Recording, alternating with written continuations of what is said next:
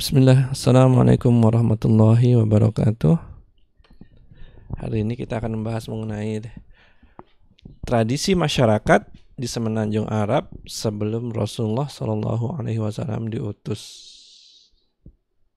Sudah siap semua, Mas, Mbak? Siap. Oke. Jadi kita akan bercerita banyak dulu tentang kondisinya supaya semuanya pada tahu bagaimana yang dimaksudkan dengan masyarakat jahiliyah, apa yang dihadapi oleh Rasulullah SAW ketika beliau diutus. Nah, di antara kebaikan mereka, orang-orang Arab, mereka itu jujur.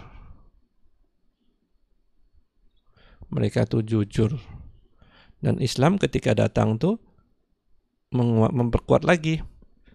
Rasulullah SAW berkata dalam hadisnya bahwa Muslim itu orang yang jujur. Salah satu identitas utama seorang Muslim. Kemudian yang kedua, bangsa Arab ini memuliakan tamu. Jadi kalau ada tamu datang, mereka nggak segan-segan untuk memotong apa namanya binatang peliharaan yang mereka punya. Ingat dulu nggak ada KFC, dulu nggak ada McD, tapi yang mereka punya adalah binatang peliharaan. Jadi kalau ada tamu datang, oke, kita potong kambing. Nah, potong kambing dibakar, diberikan buat tamu untuk memuliakan tamu ini. Yang ketiga, mereka amanah dalam menepati janji.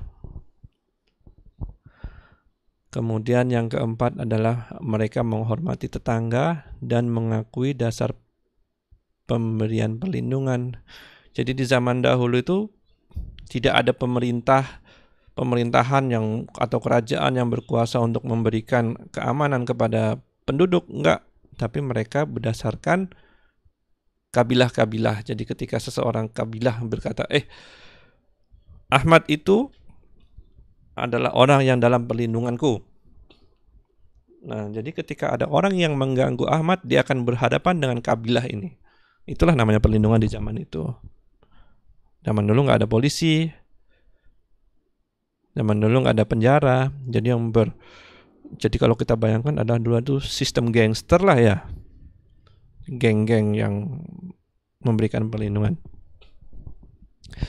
Kemudian mereka tuh sabar. Jadi mereka tuh punya harga diri yang kuat. Jadi daripada saya itu menjadi orang yang minta-minta menjadi tanggungan orang lain, lebih baik itu saya itu lapar. Itulah azam mereka. Yang keenam, orang Arab itu berani dan berwibawa. Mereka nggak suka dilecehkan. Mereka punya marwah, derajat yang tinggi. Mereka rela mati untuk membela marwah mereka. Nah, yang ketujuh, mereka menghormati tanah haram. Tanah haram ini tanah yang ada dulu hanya ada Mekah, Madinah belum dideklarasikan sebagai tanah haram. Dan bulan suci dengan tidak melakukan peperangan kecuali dipaksa. Jadi ada 4 bulan suci di kalender Arab di mana mereka nggak boleh perang. Jadi situasi yang karena daerah Semenanjung Arab itu zaman Zailah itu adalah ya zaman kayak gangster. Jadi mereka saling merompak satu sama lain. Tapi mereka menjadi baik di bulan suci ini. Makanya kalau mau jalan-jalan, mau berpergian, mereka akan melakukan di bulan suci ini. Nah, kemudian tanah haram di Mekah ini mereka nggak berani ngapa-ngapain di situ, nggak berani melakukan keburukan. Mereka nggak berani melukain orang, nggak berani merampok orang di tanah haram. Sama seperti apa yang kita lakukan sekarang di tanah haram. Kemudian yang ke-8, haram menikah ibu dan anak kandung, serta perintah mandi junub. Jadi mereka tidak menikahi ibu dan anak kandung sekali waktu. Nah, yang kesembilan, mereka tuh bersih. Pernah kebayang nggak kalau kita sholat ada orang yang mulutnya bau? Sholatnya buyar kan, jadi nggak fokus. Nah, itulah kenapa Rasulullah SAW memerintahkan untuk bersiwak, sikat gigi sebelum sholat, sehingga kita menghormati orang sebelah kita, tidak memberikan ujian buat dia dengan mulut kita yang bau. Nah, di zaman itu orang Arab sebenarnya sudah memiliki standar yang tinggi, jadi mereka suka berkumur-kumur, menghirup air, bersiwak, kemudian istinja ketika mereka buang hadas, mereka bersuci. Ingat loh, ini kelihatannya simpel karena kita ngelakuinnya, tapi di luar sana enggak. Suku-suku lain, suku-suku orang-orang Cina, orang-orang Kristen, mereka tidak punya kewajiban untuk membersihkan kemaluan ketika habis pipis. Nah, kemudian yang ke-10 berkhitan untuk anak lelaki dan perempuan. Nah, ini adalah salah satu bentuk untuk mensucikan diri, sehingga suatu saat Raja Romawi Heraklius, ketika dia menghitung bintang, Raja Romawi ini pintar, namanya Heraklius nih. Ketika dia menghitung bintang, ini dia berpikir bahwa ini nanti akan ada, bukan ketika menghitung bintang ya waktu itu, Raja Romawi berkata bahwa akan datang Nabi akhir zaman dari suku yang berhitan. Dia tanya kepada menteri-menteri, suku yang berhitan itu mana saja? Karena saat itu Nasrani, mereka tidak mempunyai kewajiban untuk berhitan. Oh, yang berhitan itu orang Yahudi, tuanku, tuan raja. Iya, cuma mereka saja. Ada lagi, tapi mereka tuh orang-orang yang nggak beradab dan tidak berilmu. Oh ya, di mana tuh? Mereka adalah kaum Arab. Jadi Romawi, bangsa yang maju, megah, bisa bikin benteng-benteng yang kokoh, dibandingkan dengan Arab yang hanya tidur di rumah-rumah batu. Makanya orang-orang Romawi melecehkan bangsa Arab karena secara ilmu dan teknologi jauh tertinggal. Tapi mereka tahu bahwa mereka tuh berkhitan. Nah, kemudian yang ke-11, mereka melakukan hukum potong tangan kepada pencuri. Jadi ini sudah ada hukum ini kepada pencuri, walaupun di zaman Jahiliyah mereka kesulitan karena tidak ada pemerintah, kan semua sistem gangster. Jadi kalau hanya ada anggota gangsternya mencuri kemudian ketahuan, nah si gangster yang mencuri ini melindungi anggotanya. Dan yang ke-12 adalah mereka melakukan haji loh. Haji itu bukan cuma orang Islam, bukan cuma setelah Nabi Muhammad SAW yang setelah itu baru dilakukan, enggak. Ini sejak Nabi Ibrahim mengikrarkan haji.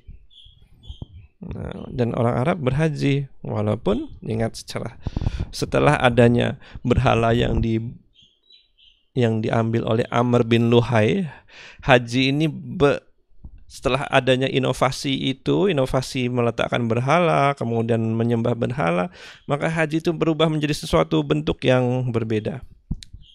Makanya kita nggak boleh menambah-nambahkan dalam ibadah.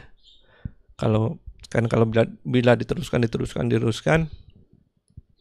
maka akan jadi suatu ibadah baru yang kita nggak tahu ini asalnya dari mana. Kok jadi kayak begini? Ingat cerita Amr bin Luhai dan berhalanya. Nah, amalan buruknya. Tadi udah yang ngomongin yang baik, sekarang pindah ke amalan buruknya. Orang Arab itu menguburkan bayi perempuan mereka hidup-hidup. Dalam surat At-Takwir ayat 8 hingga 9. At-Takwir 8 sampai 9.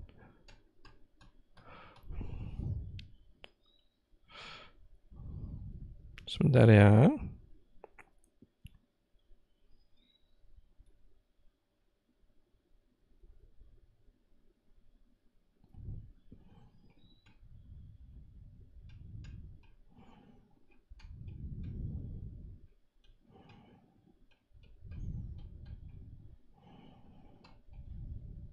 Oke lah, tak apa.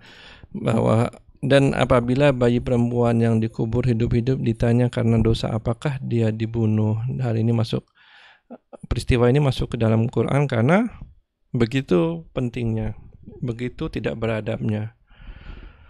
Kenapa bayi perempuan itu dibunuh? Nah,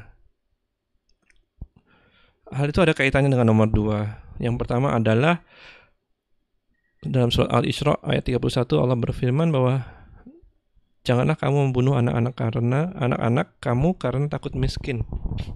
Ingat, punya anak itu adalah sebuah komitmen keuangan.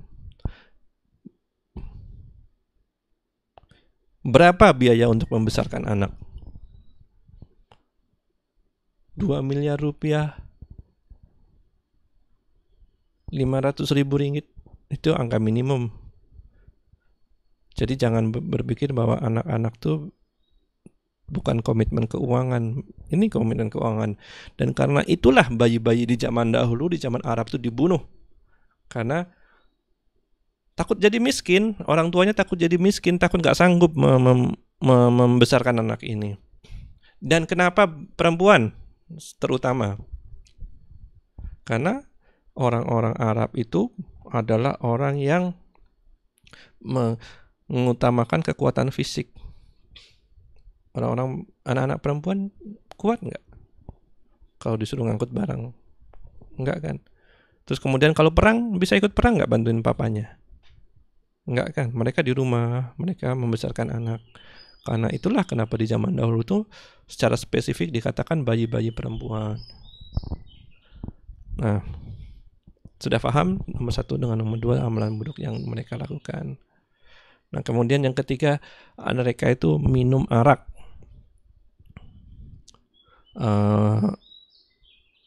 berjudi, berkorban untuk berhala ini akibat siapa? Akibat Amr bin Luhai. Itulah nggak enaknya jadi orang yang mempelopori keburukan. Jadi dia melakukan sesuatu, kemudian pengikutnya mengikutinya, dia mendapat dosa dari setiap orang yang mengikutinya. Kebayang nggak dosanya kayak gimana? Nah, di lain sisi juga kalau kita melakukan kebaikan dan orang-orang mengikutinya, kita juga mendapat pahala dari orang-orang yang mengikutinya. Kemudian mengundi nasib dengan anak panah. Papa sudah ceritakan tentang anak panah yang ditulis di situ mau pergi atau enggak. Coba anak panahnya buat 2, 1 pergi, 1 enggak, kemudian dicabut. Itu kelihatan orang pintar enggak kayak begitu? Enggak kan? Nah, itulah karena itulah Allah berfirman dalam surat Al-Maidah ayat 90, wahai orang-orang beriman, sesungguhnya minuman keras, berjudi, berkorban untuk berhala, dan mengundi nasib dengan anak panah adalah perbuatan keji dan termasuk dalam perbuatan syaitan. Maka jauhilah perbuatan-perbuatan itu supaya kamu beruntung. Nah, di dalam surah Al-Baqarah Allah mengatakan kepada kita bahwa salah satu bentuk kenikmatan adalah Allah menurunkan Rasulnya dari kaum kalian. Rasul yang datang ini berasal dari Arab. Kemudian dengannya dia membacakan firman ayat-ayat Allah. Kemudian mensucikan kalian. Artinya adalah dari inovasi-inovasi yang mereka pernah lakukan. Dari asalnya kan mereka tuh agamanya agama Nabi Ibrahim, Ismail. Kemudian jadi aneh seperti ini. Ini sebab apa? Sebab inovasi. Mereka melakukan inovasi, mereka pikir lebih baik. Tapi ternyata hancur. Karena itulah Allah turunkan Rasulullah untuk meriset kembali, mengajarkan mereka nilai-nilai baik. Karena kalau sudah satu kaum itu rusak, kita akan berpikir bahwa itulah nilai yang baik. yang ada di dalam kaum itu. Kita nggak tahu bahwa itu adalah kerusakan. Umpamanya kita tinggal di satu tempat yang semua orangnya itu gay, laki-laki semua laki-laki. Kalau kita tinggal di situ, kita akan berpikir bahwa yang normal seperti itu, laki-laki suka sama laki-laki. Gimana cara keluar dari situ? Susah kan? Karena itulah kita harus belajar. Oke, kemudian yang keempat, kaum wanita suka bersolek. Nah, bersolek ini normal, tapi bersolek yang berlebihan tidak baik. Kaum wanita suka pakai baju mini-mini seksi-seksi, tidak baik. Dan kecenderungan mereka mengambil lelaki lain sebagai lelaki simpanan. Jadi kalau perempuan tuh boleh menikah dengan berapa orang suami? Hanya satu kan? Nah, kalau ngambil 2, 3 suami atau 3 suami boleh nggak? Nggak boleh. Nah, kalau di zaman Arab mereka bisa seperti itu. Ditulis dalam surat An-Nisa ayat 25. Dan bukan wanita yang mengambil lelaki lain sebagai lelaki simpanan. Yang kelima, mereka suka menjadikan hamba-hamba wanita sebagai bahan dalam melakukan maksiat. Jadi kalau zaman dahulu masih ada hamba-hamba atau budak-budak. Di antaranya adalah budak wanita. Nah, budak wanita itu dijadikan pelacur. Karena ini untuk anak-anak, Papa tidak mendetailkan lagi. Nah, yang keenam, sikap fanatik kabilah dan kesukuan yang menyebabkan sebagian daripada mereka saling menyerang untuk merompak dan merampas. Ini Papa udah sampai di zaman dahulu. Sistemnya adalah sistem gangster. Sama kayak zaman sekarang Yakuza di Jepang atau apa. Mereka berkelompok, siapa yang kelompoknya kuat, itulah orang lain akan tunduk. Nah, jadi itu adalah amalan buruk tradisi yang ada di semenanjung Arab sebelum Rasulullah SAW diutus.